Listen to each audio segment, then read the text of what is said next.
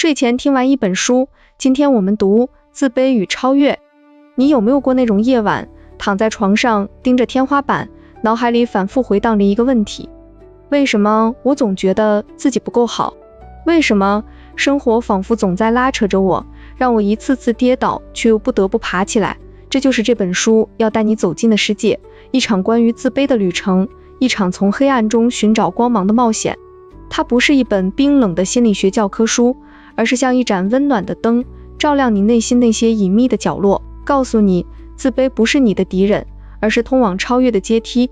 阿尔弗雷德·阿德勒，一个名字你可能听过，却不一定知道他背后的故事。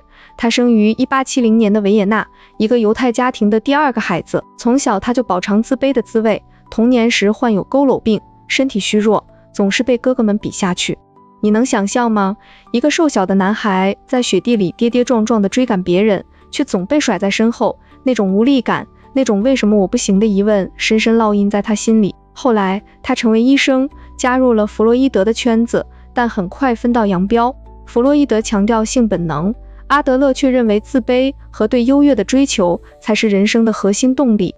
他创办了个体心理学，写下《自卑与超越》这本书的动机很简单，他想帮助像他一样的普通人从自卑的泥沼中爬出来，找到属于自己的光芒。阿德勒的一生就是一部活生生的超越史，从病弱的孩童到影响世界的心理学家，他用自己的经历证明，自卑不是终点，而是起点。现在，让我们像讲故事一样，走进这本书的世界。你想象一下，一个寒冷的冬夜，你坐在昏黄的灯光下，翻开这本书，第一页就直击你的心窝。阿德勒没有用枯燥的理论开头，他像一个老朋友，拉着你的手，带你回溯人生的源头。从出生那一刻起，我们每个人都带着一种原始的自卑感。你有没有发现，小时候的你总觉得自己太小、太弱，无法掌控这个世界，就像一个婴儿在母亲的怀抱中哭泣，因为饥饿，因为寒冷，那种无助的滋味渗透进骨髓里。阿德勒说，这就是自卑情节的起源，它不是坏事，而是人类的本能驱动力。故事从这里展开，阿德勒用一个个生活化的例子，像是讲述邻家孩子的成长史。你想想看，一个小男孩因为腿有点跛，总是被同学们嘲笑，他低着头走在雨后的街道上，泥水溅起，沾湿了他的裤脚。那一刻，他的心如坠冰窟，自卑像影子般缠绕着他。但阿德勒告诉你，这个男孩不会就此沉沦，他会开始补偿，或许他会拼命学习，成为班里的尖子生，或许他会练习体育，变成一个出色的运动员。你可能也想过，为什么有些人从小缺陷，却长大后光芒四射？这就是补偿机制。阿德勒的第一个金句在这里浮现，自卑是前进的动力，而不是绊脚石。情节渐渐深入，阿德勒带我们走进家庭的温床。你有没有在饭桌前感受到父母的目光？哥哥姐姐总被夸奖，你却像个透明人。阿德勒描绘了出生顺序的影响，长子像国王享受宠爱，却害怕被取代；次子像挑战者，永远在追赶；幼子像宝贝，却可能娇生惯养。想象一个家庭的晚餐场景，烛光摇曳，父亲严肃地宣布成绩单，长子得意的微笑，次子握紧拳头，眼神中燃烧着不服输的火焰。阿德勒不是在批评他，是在温柔地提醒，这些早年经历塑造了我们的生活风格，那是一种无形的脚本。你的人生剧本从这里写起。转折来了，阿德勒引入了社会兴趣的概念，这不是抽象的说教，而是故事的高潮铺垫。你想象一个年轻人站在十字路口，风吹乱了他的头发，他因为自卑选择了一条错误的补偿之路，或许变得自大，欺凌别人，或许退缩躲进自己的壳里。阿德勒用案例讲述，一个成功的商人外表风光无限，却在深夜里独自饮酒，因为他从不真正关心别人，只顾着证明自己优越。画面感来了，雨夜的窗前，他望着霓虹灯闪烁的城市，玻璃上映出他疲惫的脸庞。那一刻你会心生怜悯，因为你也可能有过类似的夜晚，觉得自己孤独的像一座孤岛。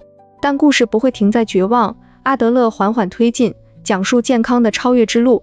你有没有发现，那些真正强大的人，不是征服别人，而是与世界和谐共处。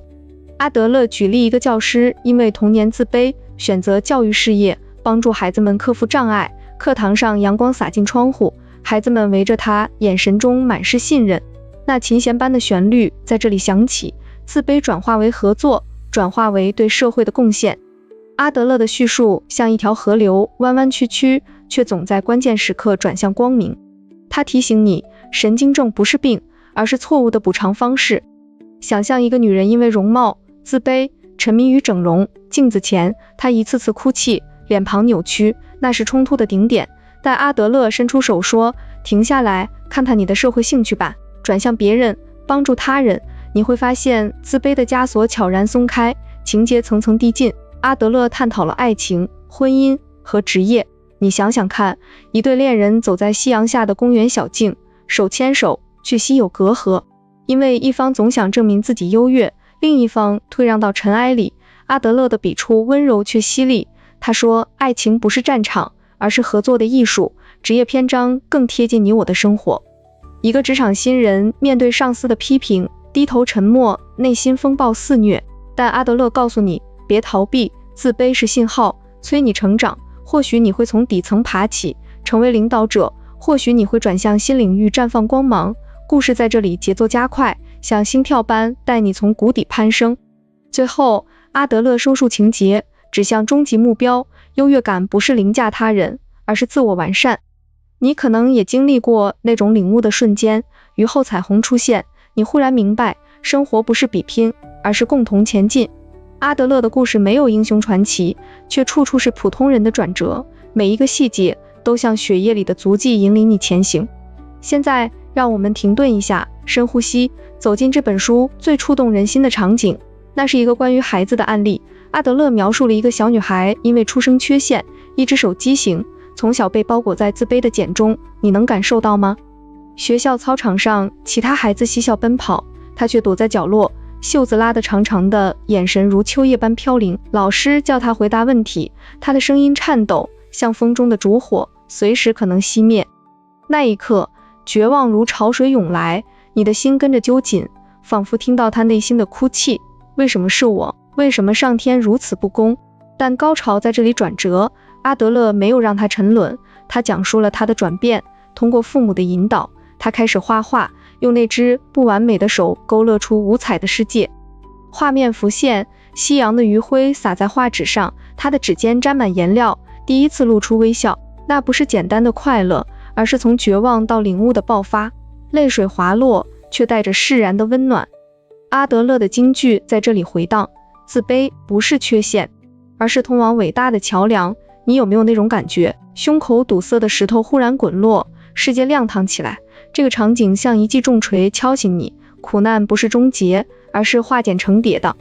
痛楚情绪层层叠加，从黑暗的谷底到光芒的巅峰，你会不由自主的叹息，然后微笑。从这个高潮中，我们升华到书的核心思想。你可能也想过，人生为什么这么苦？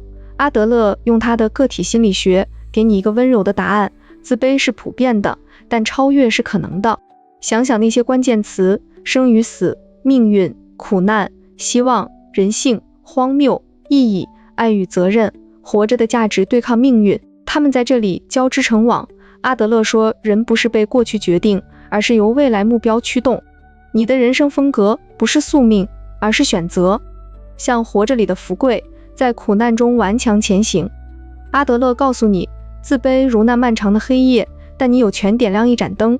哲理金句来了，优越不是征服他人，而是征服自己。